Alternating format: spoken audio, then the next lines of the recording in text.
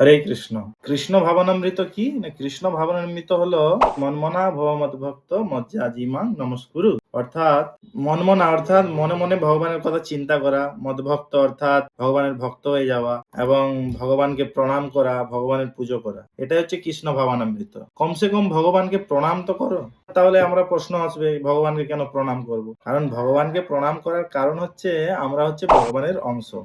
এরকম প্রভুপাদ খুবই সুন্দরভাবে বোঝাতেন যে আমরা এই শরীর এবং এই শরীরের একটি অংশ হচ্ছে এই আঙুল। এই আঙুলটির কাজ হচ্ছে আমার এই শরীরটির সেবা করা। যেহেতু এটি শরীরের একটি অংশ, এটি যদি না শরীরের সেবা করে তাহলে বুঝতে হবে যে এই আঙুলটি কোনো রকমের রোগ হয়েছে বা দুর্বল আছে। তো এই দুর্বল আঙুল দ্বারা সে সেবা করতে পারছে না। তো সেটাই যে ভগবান হচ্ছেন সমস্ত কিছুর মালিক। তাহলে কি? তো আমরা যেহেতু ভগবানের অংশ, যেহেতু আঙুলটি এই শরীরের সেবা করছে, তো আমরাও কি না এই ভগবানের অংশ হওয়ার কারণে আমরাও ভগবানের সেবা করছি। আর যদি আমরা ভগবানের সেবা না করি তাহলে বুঝতে হবে আমরাও দুর্বল আছি বা রোগাগ্রস্ত আছি।